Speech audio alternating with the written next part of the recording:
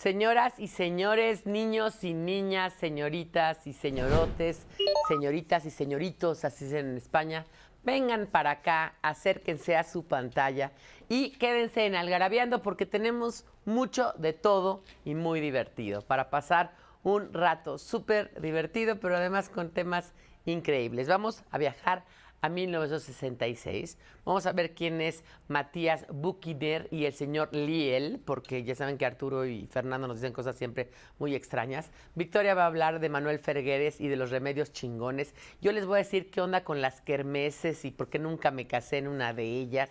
Vamos a tener también una entrevista con Federico Bonazo y su Diario Negro de Buenos Aires y vamos a platicar en palabras sobre la mesa de ¿qué es mejor, el libro o la película?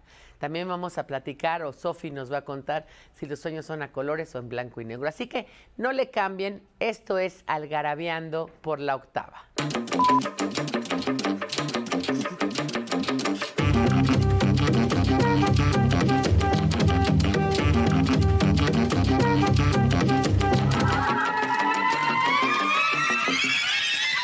1966, un año para recordar en el que pues mucha gente que conozco, amigos, compañeritos de la escuela, nació. Así que por favor, vamos a ver qué pasó en este año. 1966, un año para recordar. En América y Europa cantan con los Beatles al mismo tiempo que los chinos leen el libro rojo de Mao Zedong. Los hippies se elevan con el LSD y los astronautas pasan cada vez más tiempo en el espacio. Mientras los televidentes no se pierden ni un solo episodio de Viaje a las Estrellas. Así es 1966, un año para recordar. La buena, 10 de enero. Terminan exitosamente las negociaciones de paz entre la India y Pakistán. La mala, 13 de agosto. En Turquía, un terremoto causa más de 2.000 muertes y más de 10.000 heridos. Y la fea, junio. James Meredith, primer universitario afroamericano de los Estados Unidos, inicia la marcha contra el miedo, pero en el camino recibe un balazo, por lo que Martin Luther King y otros siguen andando en su lugar.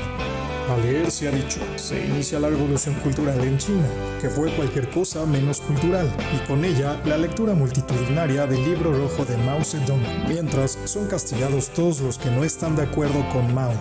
Gran inauguración, 30 de septiembre. Se estrena el nuevo edificio de la Secretaría de Relaciones Exteriores en Tlatelolco, Ciudad de México, y es el edificio más alto de Tlatelolco. Colosal inauguración. Se inaugura el Estadio Azteca con capacidad para 120,000 espectadores. La de 1966, 29 de agosto. Los Beatles dan su último concierto en San Francisco, California. La pantalla chica. ¿Quién no recuerda al experimentado Capitán Kirk viviendo aventuras a bordo de su nave Enterprise, en compañía de Vulcano, Sr. Spock y el Dr. McCoy? Noticias del corazón. Abril. En un hospital de Houston, Texas, se instala por primera vez en el mundo un corazón artificial. Al paciente Marcel Elderude murió 5 días después. La psicodelia. Aunque en 1966 la dietilamida de ácido lisérgico, LSD, se vuelve ilegal. La juventud sesentera siguió experimentando con el uso de esa droga, ya sea para la creación artística o para alcanzar un estado místico.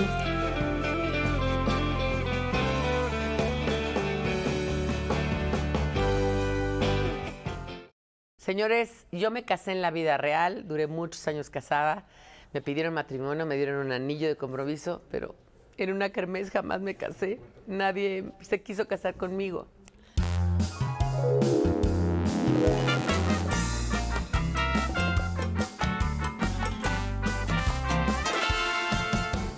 Todos hemos ido a una kermés alguna vez en nuestras vidas y algunos se casaron en la kermés. Yo nunca me casé en la kermés, caray. Nadie me pidió matrimonio en la kermés.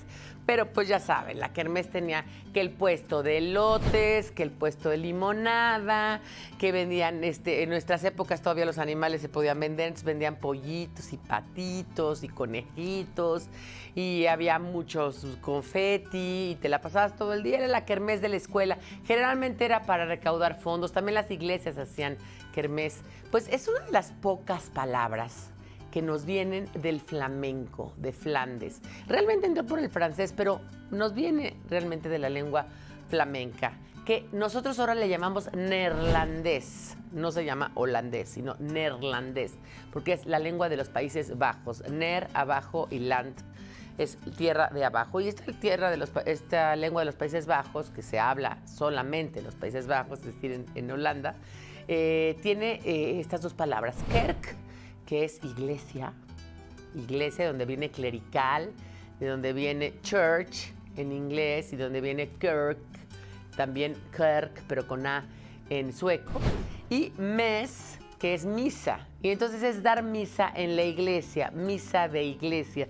De alguna manera las kermés eran cuando la gente iba a misa a la iglesia, pero después salía de ahí y festejaba con puestos, con lugares donde podían comer, donde podían en el atrio de alguna manera festejar. De eso se trata la kermés. Pero ya saben que ahora es una especie de pleonasmo, un pleonasmo de Flandes. Kerk, iglesia, mes, misa.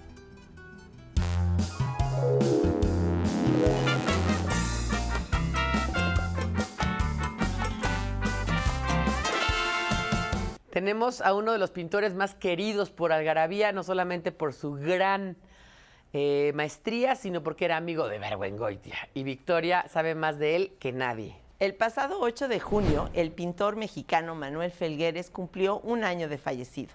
Y hoy quiero recordarlo retomando su propio relato sobre cómo eligió su profesión que tan maravillosas piezas de arte abstracto nos legó. Contaba que estaba sentado en la quilla del barco Discovery cuando deseó ser pintor. Miraba el atardecer con miles de pájaros montados sobre el puente de Londres y el reflejo del sol dibujado en el río. Dice: busqué papel y lápiz para pintar el Támesis. Al terminar le mostré aquel dibujo a mi amigo Jorge Ibargüengoitia, el escritor. Mira, ya soy artista. Y él soltó la carcajada. No le creyó.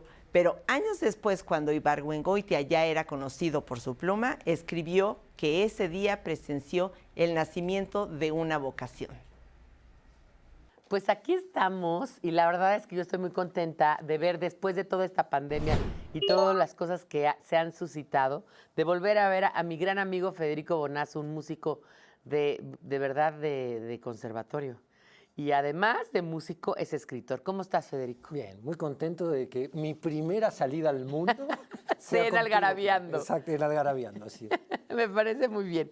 Y tengo en mis manos su novela de Reservoir Books, que la verdad es que es una gran novela, además muy bien. A mí me gusta muchísimo cómo la editaron, o sea, la edición es muy bonita, muy, muy bonita, que se llama Diario Negro de Buenos Aires. La verdad es que es una novela tan entretenida y tan simpática que te la echas en una tarde. Yo me la eché, lo sabes, ¿no? Me la dio un día y a los 2 días ya le estaba dando comentarios, etcétera, etcétera. La veo tan entrañable y quiero que nos cuentes mucho de ella, Federico. Bueno, primero hay que decir que Federico fue el fundador de Juguete Rabioso, ¿verdad? Correcto, sí, fundador junto con Santiago Bem de esa banda chilanga de los 90 de rock. ¿Cómo olvidarla? Gracias. Te vi en Rocotitlán, te vi en no sé en cuántos lugares más. Sí, el juguete además fue yo por un tiempo pensé que el juguete había entrado para siempre en el olvido y fue rescatado por la memoria de tanta gente que le gustaba. Que nos gustaba y lo que hacíamos. Sí. Teníamos sus discos. Era de discos todavía, ¿te acuerdas? Era de discos. Era de discos. Claro. Discos.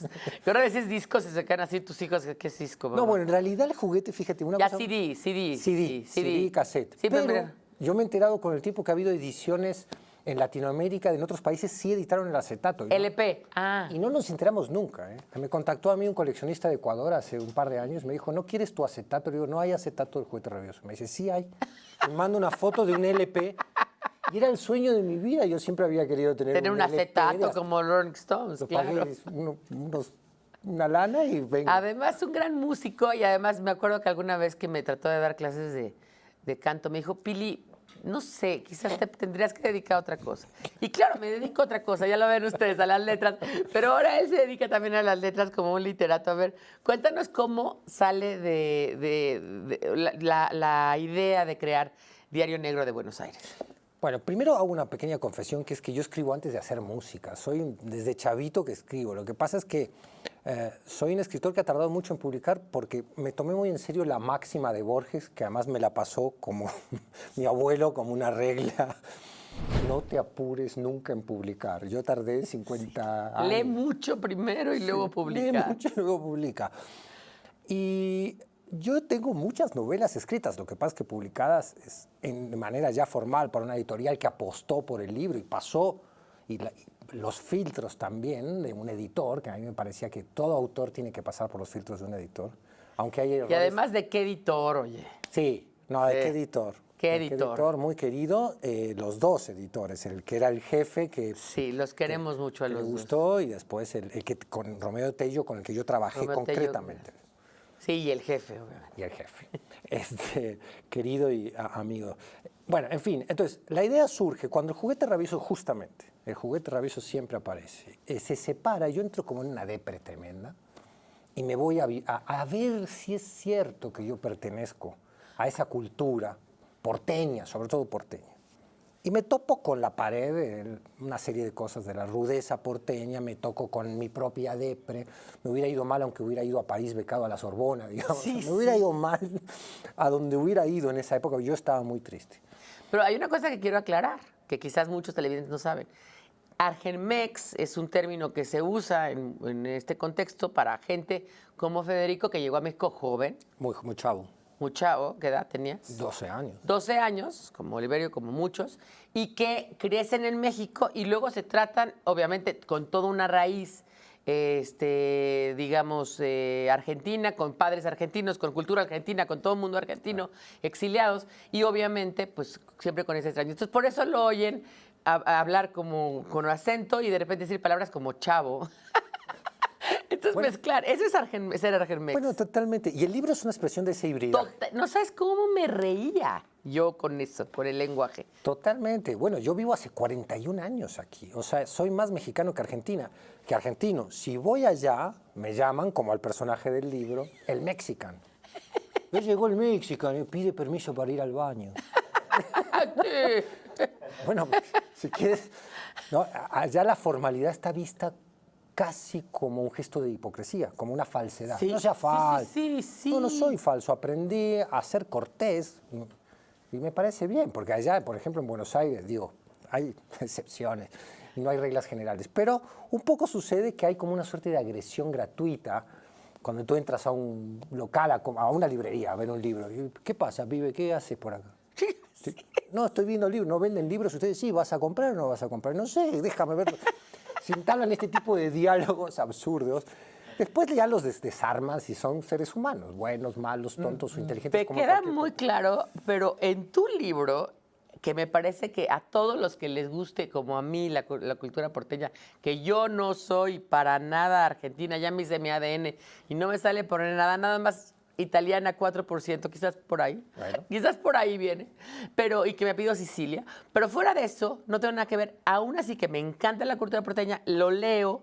Yo fui a Buenos Aires más o menos como por esas épocas la primera vez y entonces me encuentro con lo de Martín, entonces veo como tantas cosas entonces, además de que aunque no sepas nada de esto, en la novela en sí misma, sin saber de contexto, es muy entretenida. No, Tienes unas escenas que pueden ser hasta como para una película. Las escenas del baño con el tío, que no quieres hacer ruido en la noche. A ver, un poco cuéntanos de eso, ¿no? No, para que el que no tenga la menor idea de qué trata la novelita, que me han acusado que es autobiográfica y que es un diario, en realidad no una novela. Yo sostengo que es una novela porque sé la cantidad de invención que hay ahí, literaria. No sé de qué nivel literario, pero es mucha ficción y mucha invención, mucha exageración. Yo lo que quise es exagerar con el sentimiento que me produjo a mí ese falso reencuentro con Buenos Aires. En realidad es una disfrazada de anecdotario lleno de humor.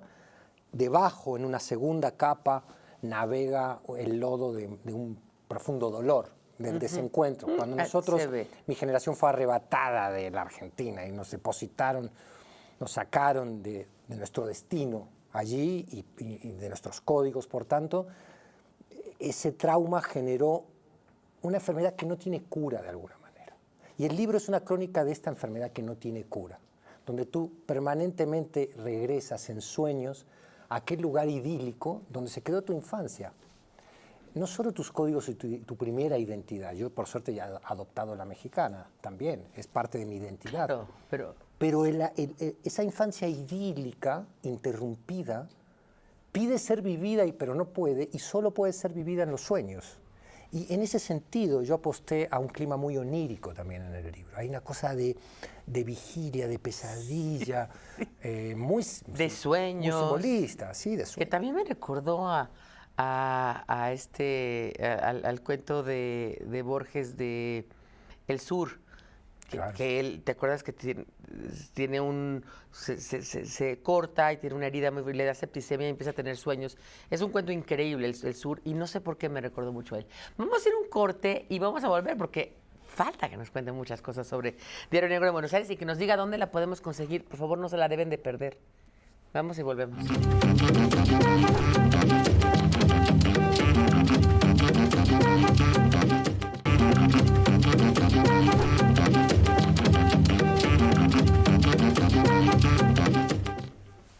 Pues aquí estamos con el Diario Negro de Buenos Aires. Estabas hablando de esto de lo onírico, ¿no? Que te decía yo que me recordaba al Sur de Borges, al cuento. Sí, yo creo que, mira, por ejemplo, uno de mis héroes favoritos literarios es Kafka. Y yo quise generar una situación absurda kafkiana, en la cual el tipo, por pequeños detalles, de golpe empieza a ser juzgado de una manera desproporcionada. O sea, hay una sociedad que porque dejó la puerta abierta, le hace un juicio el condominio porque dicen que por culpa de él. ¿Y qué es eso un poco? Es la exageración de una culpa y de una angustia que nos fue inoculada a los que éramos hijos también de los militantes políticos perseguidos por la dictadura militar. Los que vivimos la clandestinidad. Porque además lo vas mamando, lo vas... No, lo heredando. incorporas a un nivel psicológico en la formación de tu cerebro, de tu encéfalo. Y de adulto no te das cuenta que arrastras estas inercias. Por ejemplo, la inercia de la culpa del apellido falso. A mí me sentaron mis papás cuando tenía 7 años y me dijeron, ya no te llamas Bonazo, te vas a llamar tal. Y ese tal, yo sé, no me atrevo a decirlo. No te atreves a decirlo, pero porque te acuerdas. tengo miedo todavía, porque si yo revelaba eso, Si tú decías que eras Bonazo... pasando un podías- control aduanal o en la escuela, mataban a mis papás y no sabíamos qué iba a pasar con mi hermana y conmigo. Entonces, imagínate la culpa que tiene un chavito que es entrenado para sobrevivir con las reglas de la clandestinidad. Y entonces lo que ocurre es que en el libro yo quise exagerar todo eso. El chavo vuelve, empieza a hacer antiseguimiento. En una Argentina donde ya no hay militares, hay otras cosas, tecnócratas. Sí, hay otra cosa. Pero ya no hay una dictadura militar que persigue. Pero él no puede deshacer todas esas inercias persecutorias que te fueron inoculadas cuando era un chavito. Y yo quise jugar con todo eso e ir en un incremento de esa tensión, de esa paranoia, hasta que vienen las escenas finales que son mucho más oscuras que lo que plantea la novela al principio. Al final hay como un derrumbamiento hacia las catacumbas, o sea, sucumbe y ahí... Es lo que te iba a decir. La primera parte de la novela se ve mucho más, digamos, cómica, porque además tiene hasta estos detalles cómicos. Vuelvo al punto de no querer pararte a mear a medianoche para no despertar. Para no molestar, él tiene miedo de molestar. Molestar. Pero yo lo entiendo perfecto porque yo cuando duermo en casa ajena soy igual. No me acuerdo una vez una casa en Valle donde yo no me quería, no, o sea, horrible. Bueno, eso por un lado. Y por otro lado, al final sí ya cae en esta franca depresión, Sí. donde se da cuenta que es el diario negro de Buenos Exacto. Aires. Y hay... Y no es una crítica a Buenos Aires, importante. No. No vamos a pensar que va a decir, es que qué feos son sándwiches de miga y están mejor los tacos. No, va por ahí. No va por ahí. Hay un reclamo a Buenos Aires. Hay un reclamo. Sí hay un reclamo. A Buenos Aires la ve el personaje como un ser que ama y al que no puede reencontrar. Y no sabemos muy bien si va a reencontrarla finalmente, después de su periplo, o si va a despedirse. Eso lo tendrán que averiguarlo. Eso es lo que te iba a decir, o si ya no va nunca más a encontrarla. Ahora, hay otra cosa, es una novela corta, lo cual a mí me parece que es súper agradecido, ¿no? O sea, porque esa gente que hoy en día piensa que podemos leer como Proust en aquella época con una taza de té. No, y mejor Nada lees más. a Proust. Pues lees a Proust, ¿no? Pues esas novelas. Es una novela corta como es lo que piden los tiempos de hoy. Y es una novela como para que la lea hasta un hijo mío que tiene 14 o 15 años, ¿no? Porque es una novela que es fácil de entender, tiene un poco de amor. Bueno, tiene el amor, el enamoramiento más, ¿no? Y tiene las figuras estas que son tan importantes, pues, paternas o el tío, todas esas cosas, ¿no? Sí, todos los desencuentros afectivos. En realidad es una sinfonía de desencuentros afectivos la novela, ¿no? El tipo va rebotando, por eso es kafkiana en ese sentido. Es la cucaracha otra vez, digamos, una cucaracha porteña. Que se despierta un día en Buenos Aires, Claro, ¿no? se despierta un día en Buenos Aires y le han ofrecido un afecto que a la hora de la verdad, pues, ¿dónde está? Exactamente. Es profundamente autocompasiva y que es otra regla que yo asumo de ese gran maestro Kafka, que era un gran autocompasivo. Y hay un momento donde eso se refleja en un diálogo para que no crea la gente que he sido un autocompasivo inconsciente, involuntario. Exactamente. He sido un autocompasivo con todas las reglas de la autocompasión. Sí, Exactamente. Es una novela profundamente autocompasiva. Sí, yo lo creo totalmente. Oye, y a mí me gustaría que también nos dijeras si estás planeando hacer otra novela, porque ya que estás en este mundo de literatura y te diste cuenta que sí perteneces a este mundo de literatura, no solamente al de música, que eres creador en diferentes ámbitos de las artes. Confieso ante las cámaras que cada vez me llaman más las letras. No es que no adore la música. De hecho, yo tengo la fortuna de vivir para la música de cine, para la música de imagen. Sí, sí, sí. Pero cada vez estoy más... Tengo 1000 novelas en la cabeza, estoy acabando una obra de teatro. Es que yo nunca he dejado de escribir. No. El tema es que... ¿Tu padre escribía? Mi padre es un escritor... Es un gran escritor, por eso famoso, te digo. Claro. Mi abuelo, que ha sido mi gran influencia en realidad literaria, más que mi padre... era un escritor frustrado, que la máxima esta de si ya escribió Shakespeare, ¿para qué vas a escribir un soneto? Sí, sí, sí. Si ya escribió Miguel Hernández, ¿para qué vas a escribir poesía? Si ya hay un novelista ya hay como un Joyce, ¿para qué? ¿Para qué? Y que es paralizante, porque bueno, todas las épocas producen autores que tienen sus cosas que decir. Y además te voy a decir una cosa. Yo creo que puede haber que ya escribió Shakespeare y Borges y Cortázar hablando de los argentinos y tal y tal y tal, pero este Diario Negro de Buenos Aires a una persona de Buenos Aires o de México o de Argentina o de Colombia o de España es una súper novela, es súper entretenida, es súper, te digo, la veo incluso a veces en escenas tan plásticas que se podría hacer una especie de película de ella. Sí, ¿no? me han hecho la oferta de hacer una película. La oferta de hacer una película porque sí tiene todo el tono, me acordé de Eric Romer, ¿no? De estos, de la Nouvelle Vague. Pero Eric Romer, de esas cosas de que pasan cosas como muy absurdas específicamente y pueden durar 5 minutos en pantalla. Eso también me encantó. Hay escenas como gags y escenas absurdas, pero a la vez yo creo que tiene una cuota de subjetividad la novela que la hace un poco intraducible al cine. También creo. ¿No? Bueno, el libro es una cosa y la novela es otra. Total. Oigan, ¿dónde la podemos encontrar? Esta obviamente me gusta leer.mx, ya lo saben que es Random House, Penguin Random House, la casa donde también publicamos nosotros, donde publico yo en Grijalbo. Pero a ver, tú dinos. Mira, la novela está en todas las librerías, yo creo, de México todavía. Ha resistido, pobrecita, todo el tema de la pandemia y la crisis que entró en las librerías. Creo que es muy... invitar a los lectores que compren a través de la librería es ayudar a esa cadena de la lectura Totalmente. que ha sido tan golpeada que es la librería. También está en plataformas digitales. Por eso, entonces, véntranse a Gandhi, entren al Péndulo, entren a cualquiera de estas y ahí cómprenla. Exacto. Y se nos ha acabado el tiempo, pero yo te agradezco profundamente que tu primera salida a los medios de comunicación otra vez sea aquí en Algarabíando. No, yo te agradezco a ti, Pilar. Ha sido un gusto la conversación y contigo siempre es un goce tremendo. Siento que quedaron tantos temas. Tantos temas que, bueno, estar invitado otra vez. Y ahora a ver Fernando Montes de Oca, Sicilia, que viene siendo mi hermano. ¿Qué nos trae este Sherlock Holmes de la cultura barata? Damas y caballeros, ¿cómo están? ¿Cómo han estado?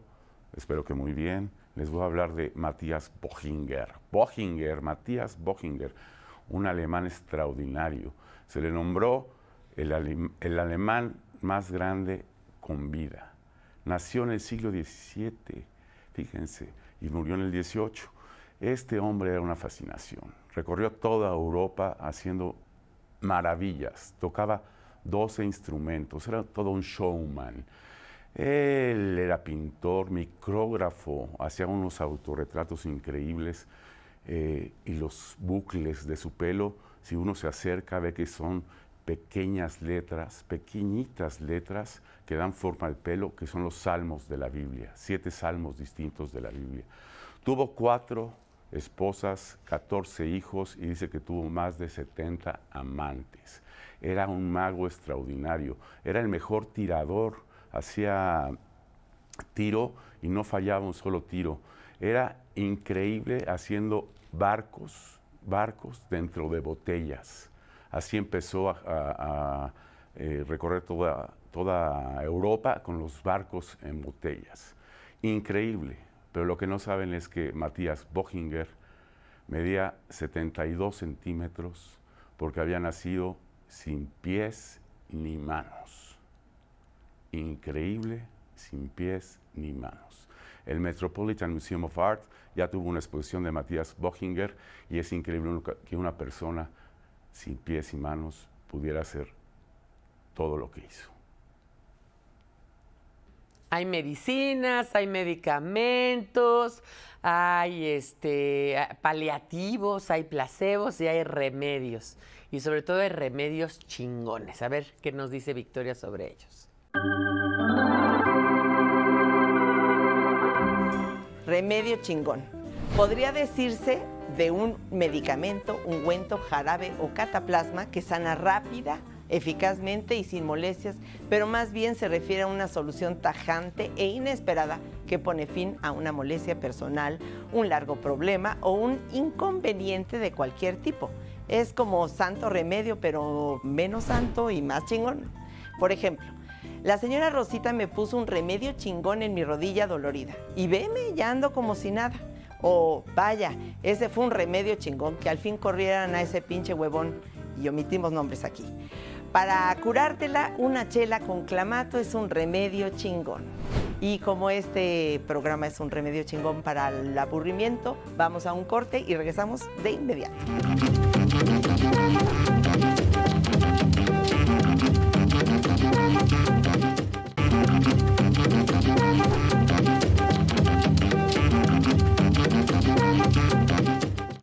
Arthur Ashe, nuestro vocero de la ciencia. Él va con la ciencia, platica con ella y luego viene a darnos datos sobre la misma. Va a hablar de Charles Lyell. No sé si es Lyell o Lyell o Lyell o como se diga. Charles Lyell fue un abogado y geólogo británico del siglo XIX. Fue el fundador de la geología moderna y gran opositor del catastrofismo. Su obra, Principios de Geología, expuso en 3 partes la historia geológica. 1. Actualismo. Los fenómenos del pasado pueden ser explicados con los del presente. 2. Uniformismo. Los fenómenos geológicos son constantes y no incluyen a las catástrofes. Y 3. Equilibrio dinámico. La Tierra se rige por un ciclo de creación y destrucción. Esto último lo trasladó con los seres vivos, diciendo que para el nacimiento de un nuevo organismo es necesaria la extinción de otro anterior, para que vean que los geólogos sí saben. Y ya está con nosotros la chica que baja el promedio de edad de este programa, muy cañón, junto con Arturo. Y ella nos va a hablar si los sueños son o pueden ser a color o en blanco y negro. ¿Te has preguntado si nuestros sueños son en blanco y negro o a todo color? Pues yo tampoco, pero ahí les va un experimento que realizó la Universidad de Dundee, Escocia, en el 2008. El estudio consistió en que personas de todas las edades respondieran cuestionarios así como la técnica del despertar REM, en el cual se despierta a la persona en lo más profundo del sueño para preguntarle acerca de él. Los resultados fueron impresionantes. Las personas mayores de 55 años fueron hasta 5 veces más propensas a tener sueños en blanco y negro que los jóvenes. La simple y sencilla razón fue que estas personas crecieron viendo la tele o las películas en blanco y negro. De ahí sus gratos recuerdos. ¿Lo mismo le pasará a los que crezcan viendo películas de Zack Snyder? Estamos ya en palabras sobre la mesa, nuestra mesa ovalada, y vamos a hablar de cine. Cine que nos gusta tanto, novelas que nos gustan tanto. Así es Algarabía. Así es Algarabía, siempre a nuestros seguidores les gusta mucho que hablemos de cine y ahora vamos a hablar de cine con una experta que es Victoria García Yoli, con Gabriel García Yoli, Pilar Montes de Oca. Oye, a ver, nena, ya habrá, o sea, ya hay palabras No, sobre la este ya mesa, fue estamos chiste sobre local. la mesa. Habría que explicarle a la gente El chiste que local no soy quiero. experta en cine. ¿Por ¿Por qué? Porque primero te tienes que aprender muchos nombres que no es mi fuerte. Y después no veo muchas películas y nunca me fijo ni quién dirigió, confundo un actor con otro, no los reconozco de una película a otra, entonces se vuelve una cosa para mí complicadísima. Además, muy chistosa porque es de las que te dice, claro que sí, yo esa película la vi. Es la que donde sale el cuate el guapo, que estuvo casado con la güera, hombre. Y que también lo vi en otra que luego la película. vi en la otra, pero ella salía, ella que se divorció del otro. Entonces ya Porque ya no me sé. acuerdo de nada, no me acuerdo de nada. Pero tiene aquí a su hermanito que Me sí va se a acuerda soplar. de todo. Yo compenso. Tú compensas. Es que él es Funes el memorioso. Funes el memorioso, ¿qué es mejor, el libro o la película? A ver, es la típica como bizantina, discusión bizantina. Discusión bizantina de sobremesa, sobre todo porque es, yo creo que accesible. Todo el mundo, incluso los que no son así muy, muy cinéfilos, pero han visto alguna película famosa de referencia y han leído alguna novela famosa de referencia que a veces coinciden, ¿no?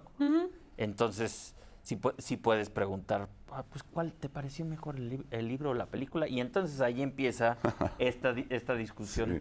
de nunca acabar y llena de muchos lugares comunes, tal como nos dice José Manuel Valiñas en un artículo muy bueno que escribió en nuestra esta revista de Remakes, que realmente habla de otras cosas que no nada más es cine. También pero habla que de series. Porque habla de series, pero nada más habla también del eterno retorno, hablo yo de las cosas no pasan en balde, también de los verbos de retache, mami, cosas así. Todo es del regreso, del retorno, del regresar, del rehacer, remake, el ajá, sí. refrito. De hecho, no es remakes porque entonces pareciera que es De puro está muy cine. de puro cine y no es de puro cine. Tienen va a decir las cosas de O sea, cine, pero Victoria hay tiene otras algo cosas. que leer.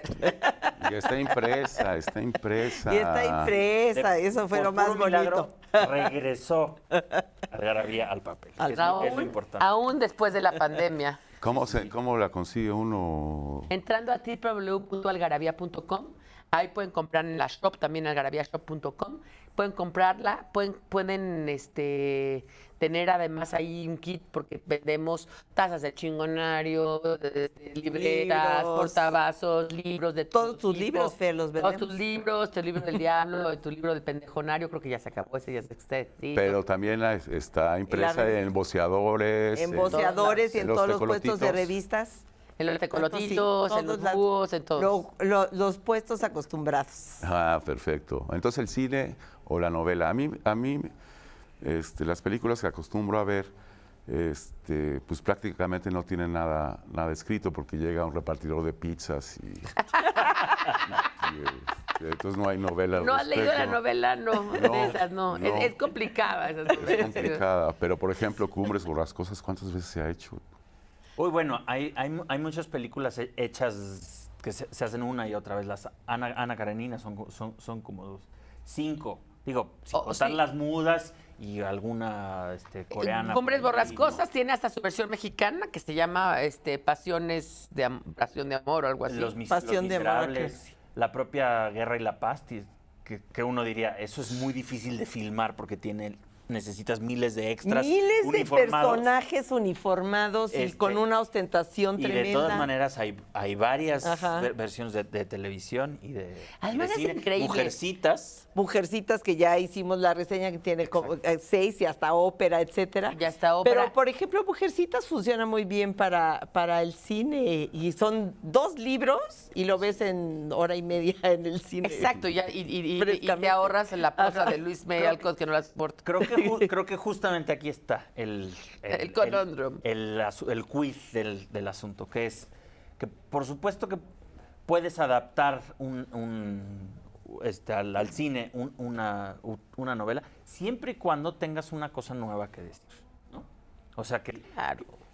porque si no, es una reinterpretación, y te dedicas a poner, a pasar de la página a la pantalla así sin más, probablemente va a perder porque no te va a dar tiempo, de poner todos los personajes. poner todo, ajá, sí. O sea, tienes 2 horas, 3, si mal te va, o si bien te va, frente a 400, 800 páginas. Entonces, el tiempo es limitado. Entonces, no puedes, si quieres abarcar todo el libro, vas a hacer una mala película que no le va a hacer. No le va a hacer honor. Y además hay otra cosa también importante. Si ya hay un director importante que ya hizo una adaptación sobre esa, y tú no vas a aportar más que ese director, como nos decía Federico Bonazo, si ya escribió Shakespeare, si ya escribió poesía, ¿no? ¿Para qué lo haces? En esta misma algarabía de remakes vienen todos los remakes que nunca se deben de haber hecho, y uno de ellos, y yo estoy totalmente de acuerdo con el autor, que es Renato Escalante, que es el Gus Van Sant de Psycho, la película Psycho, escena por escena. No aporta nada, no son mejores los actores, no son mejores las escenas, entonces no tiene nada que ver. Esa obviamente no está basada en la película, está basada en otro, no en un libro, sino en otra película. Pero lo que pasa con los libros pasa exactamente lo mismo, o sea, si no vas a aportar, ahí está el trabajo muy cañón del screenwriter. El adaptador, el que adapta el texto a qué hay un premio Oscar para eso, ¿no? Para eso, exactamente. Pues, ahí está el quiz. Otra vez el quiz. No, otro quiz. Otro quiz. No, que por ejemplo, uno de los grandes directores del Hollywood clásico, John Huston, es el gran adaptador de novelas, precisamente porque agarraba un aspecto muy específico de la novela y entonces profundizaba sobre ese tema y no tenía la pretensión absurda de contarte toda la historia, todos los detalles. El honor de los Prizzi es de él, ¿no? El honor de los Prizzi. Su última película. Que es The Dead, la de Joyce. Grandísima. Moby Dick. La Biblia por amor del cielo, ¿no? Es el tesoro de la Sierra Madre, o sea, que es un cuento Bruno Traven, creo. De Bruno Traven. Con Humphrey Bogart. Sí, es un peliculón. Son grandes guiones, muy sucintos y que le hacen justicia al libro, porque captan su esencia, pero te dicen otra cosa. Fíjate, Emma Thompson ganó el Oscar por la adaptación de Sense and Sensibility, porque ella logra, y yo sí creo que lo logra, ¿no? Sacarle lo mejor, la mejor parte a Sense and Sensibility. Vamos a hacer un corte, ya me lo están mandando a corte y volvemos.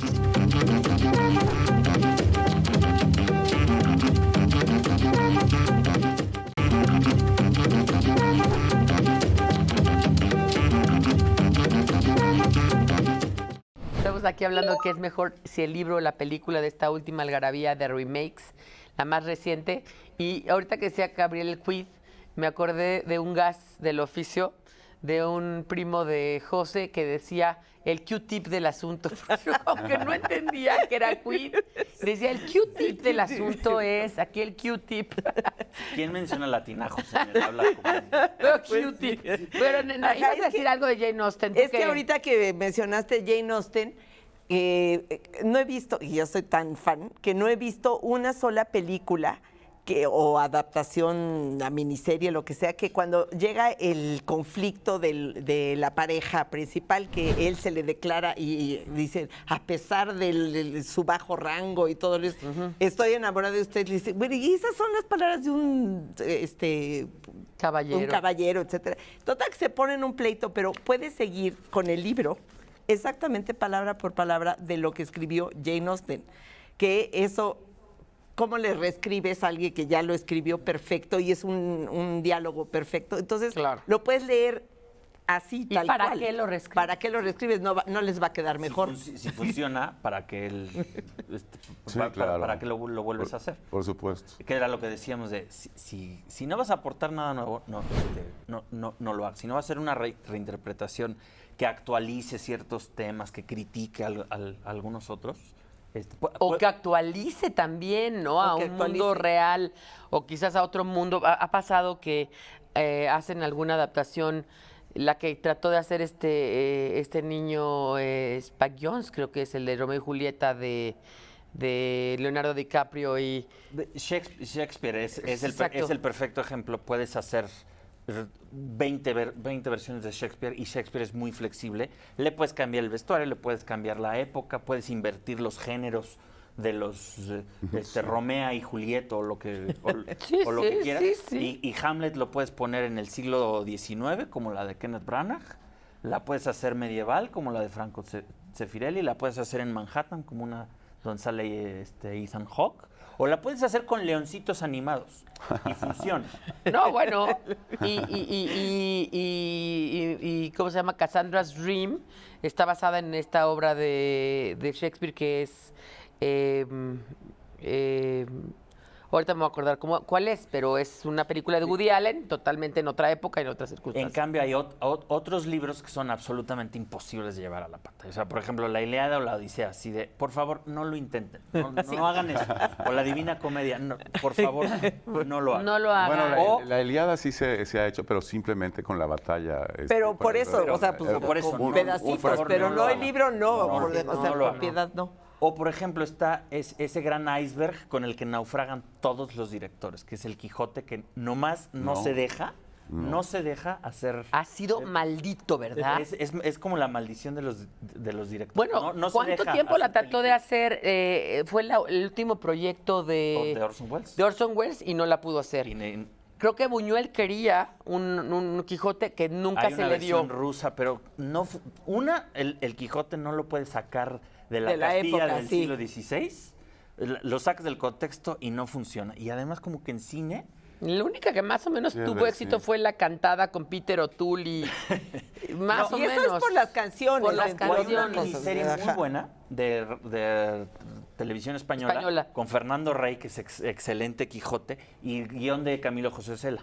Ah, Y- bueno. ah, Pues bueno, son ahí 10 ayuda. capítulos y entonces dura bueno, como 12 ajá, sí. horas. Ah, bueno, sí. Ah, O sí, en cambio, sí, por sí. ejemplo, muy buena adaptación, El Gallo de Oro, El gallo de oro no, porque el gallo porque de oro... es un cuento guión de Rulfo. No es un cuento de Rulfo sí, y pero luego lo hacen el guión Pero el guión es Gabriel García Márquez. y Carlos Fuentes. Y Carlos Fuentes, nada Sí, más. Nada más. exactamente. A mí la que me gusta mucho, y yo siempre que prefiero leer el libro antes de ver la película, es Batallas en el Desierto de Pacheco, y la película es extraordinaria de Mariana, de este niño, ¿quién es el director? ¿Carlos Carrera? ¿O no? No me acuerdo de quién es me Mariana acuerdo Mariana, quién es pero Mariana es Mariana. muy buena. Muy, muy bueno. Y canción de Café Tacuba, entonces... Oye, Carlos, ¿por qué te Que eso fuiste? es justamente lo que puede aportar el cine. El cine le puede poner música, le puede poner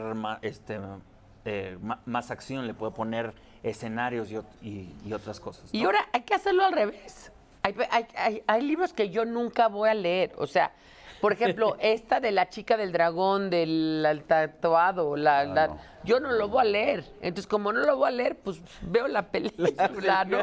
Pues O sea, voy a esperar la película. porque porque no voy a, es como dicen por ahí, a ver, estoy esperando que hagan la película del Baldor, a ver quién se atreve a decir que es mejor el libro que la película. Que la película. Oye, pero justo en la revista, en el artículo De de José Baliñas, Manuel Baliñas. él menciona al Padrino, que es también una adaptación del libro, y termina diciendo que el libro es malo y las películas son extraordinarias. Y el propio Mario Puzo escribió los libros y fue el que adaptó Sí, los claro. para el cine. Y en Claro. el cine es extraordinario y él dice que el libro no vale nada. Yo Es creo, increíble. no sé si no valen nada, porque incluso estos bestsellers, Tom Clancy y así, bueno, son bestsellers por algo, ¿no? Porque te los lees así. No, porque a la gente Ajá. le gustan, claro. Sí, claro. Sí, a mí me Ya encanta. quisiéramos Grisham, nosotros, ¿no? Sí. Clancy, Pero Forsyth. Yo creo que la diferencia está en que El Padrino de Mario Puzo como novela no va a pasar a la historia de la literatura, pero, o sea, No, o no lo va a que el ganar el viento Nobel. se llevó de Margaret Mitchell, así de, ¿quién? O sea, En cambio, la película en cambio, va a las ser... películas están así en el top 10 absolutos De todos los toda tiempos, la sí, historia, claro. ¿no? Sí. Exactamente, eso también hay que O entender. El paciente inglés, por ejemplo, la novela de Michael Ondaatje es, o sea, no tiene nada. Y la película es un peliculón que la puedes ver y ver y ver. Entonces, pero, Hay personas que no les gustaba ¿Por qué? a Elaine de Seinfeld. Ah, sí. Seinfeld, hay todo un capítulo sobre eso, sobre eso, es verdad. Ay, sobre eso, sí. No, pero O creo cuando Schindler's List estuvo making out en Exacto, exacto. Schindler's List. Ajá, sí. Lo que dice el autor, que tiene toda la razón, es que son medios muy diferentes y entonces es muy difícil Sí, claro. compararlos y siempre hay Hay veces donde funciona mejor el libro y funciona mejor la película, o hay casos muy afortunados donde los dos son muy buenos y se complementan. Y se complementan. Entonces, bueno, dejemos este conundrum y este Quiz. este Q-tip, y vayamos a un TikTok, que es lo de hoy. ¿Les ha pasado que se les queda una canción pegada todo el tiempo y entonces la están repitiendo y te metes a bañar y la cantas y sales y estás durmiendo, la oyes y en tus sueños la vuelves a oír y te levantas cantándola, ¿no? Y entonces todo el tiempo estás, resistiré para seguir viviendo. Eso se llama en alemán, en español no hay palabra, pero en alemán es una palabra intraducible, se llama Ohrwurm y se escribe Ohrwurm. De hecho, se parece porque los ingleses la tomaron prestada y la pusieron como earworm, o sea, gusano en el oído, es tener un gusano en el oído. Muchas veces puede ser algo padrísimo, pero muchas veces puede ser algo desesperante porque no te la puedes quitar. Fíjense, amigos y amigas y compañeros de Mesa Ovalada, que después de la visita de Diana Spencer, la princesa, a Estados Unidos, Que ya murió hace mucho. que no me acuerdo qué año fue, se multiplicaron por 10 las lavatorias de colon, de irrigarte el colon. Los enemas. Es por 10 los aparatos que se vendían, ir al doctor a hacerse enemas. ¿Cómo porque por? decían que ella se mantenía delgada por eso, y era la princesa. Y las irrigaciones de colon, como se llamen, se multiplicaron por 10 en los States. Pues hay que irnos comprando una. ¿Por qué guardaste esa información si tanto ese es el tiempo? Q-tip del asunto, me voy a ir comprando una. Lo acuerdo perfecto, en mi casa había que la nana lo usaba sí, así. yo no y entendía para qué era Ay, esa no cosa que quiero está ni en la regadera saber, de no mi qué casa, ¿no? horror. Bueno. Ok, señores. Y resulta que hoy tenemos un diccionario, Victoria. Un diccionario, tenemos propiamente, y no se lo tomen a pecho, el diccionario de insultos, bola de nejos. Crápulas. Hoy en el diccionario para insultar con propiedad. Vejín, persona que se enfada con poco motivo o muchacho que llora mucho y se irrita. Por ejemplo, pareces vejín cuando tu equipo pierde. Deyecto, persona vil o despreciable. Por ejemplo, Joaquín es el hombre más deyecto que he conocido. Justifica su infidelidad en el tamaño de su pene y además de cínico, es ciego. Jifero, sucio, soez o mal hablado. Por ejemplo, por más que le pedí que no me dijera esas majaderías, el jifero cada vez se pone más fogoso. Ñiquiñaque, persona muy despreciable. Por ejemplo, deberían de despedir a todos los directivos ñiquiñaques de la empresa, solo obstaculizan el crecimiento. Xoquiaque, de mal olor, hediondo, apestoso. Por ejemplo, xoquiaque, de seguro te metiste otra vez en las cochineras, ¿verdad? Apestas. Y nos vamos, lástima que terminó el festival de hoy. Sí, nos vamos con tristeza. Con enemas. Pero, Y conste que Nejos es desaliñados y no les dije nada más. pero Señores. regresaremos. Regresaremos la próxima semana. Síganos en YouTube, síganos en las redes, @algarabía. La Octava ya está en YouTube, todos los programas, sigan La Octava. Y aquí nos vemos la semana que entra. Gracias, Gabriel. Gracias. Ven más seguido. ¿Más?